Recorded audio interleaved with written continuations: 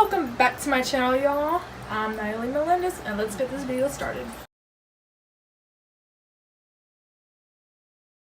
Joachim Kroll, also known as the Rude Cannibal and the Disturbing Man-Eater, was born on April 17, 1933. He was the eighth son of a mining family in Hindenburg, which is now part of Poland in Germany. He then later died on July 1st, 1991, at age 58, in Germany of a heart attack in a prison called Renenberg near Bonn. So, some basic general information about Joachim Kroll was that he lived in northwestern Germany. He suffered from mental retardation, but was able to evade police discovery for nearly 20 years. With Kroll's condition, he was limited on vocabulary. He had difficulty answering questions. He preferred younger children as his friends. He acted impulsively. He was incapable of understanding consequences and limited ability of recalling events, such as things that happened 5 minutes ago. While living in Friesenstrasse, Kroll was working as a lavatory assistant and was also known by local children as Uncle Joachim because he had fantastic toys and candy that was in his apartment. Ignoring the building's rules, he brought the young girls in his apartment believing it was his own nieces. But what the kids never saw was inflatable dolls in his apartment that had conquered his sexual urges and practiced strangulations on the dolls.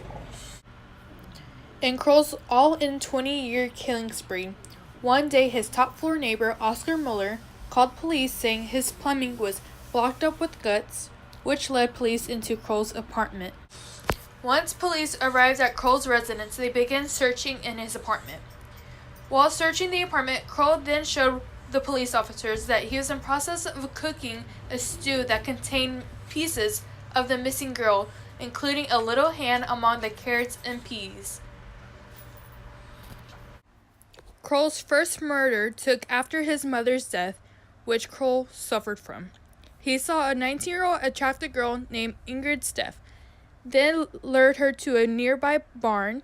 She was then stabbed in the neck and then strangled. Once dead, he then raped the corpse and then used a butchering knife to dismember the body. Kroll's second murder happened in December 1966, which Kroll strangled a 5-year-old girl named Leona Hark in a ditch in Wuppertal. Kroll was then arrested for 14 victims that he murdered in his 24-year killing span. The ages ranged up to 4 to 61 years old. Kroll's reason for killing were 2 reasons. One, he blamed himself because he saw pig slaughter in front of him on the farm that was buried into his mind. The second reason was in the area he lived in, food was too expensive, so the only way he satisfied his hunger was the tender and fleshy meat of young children.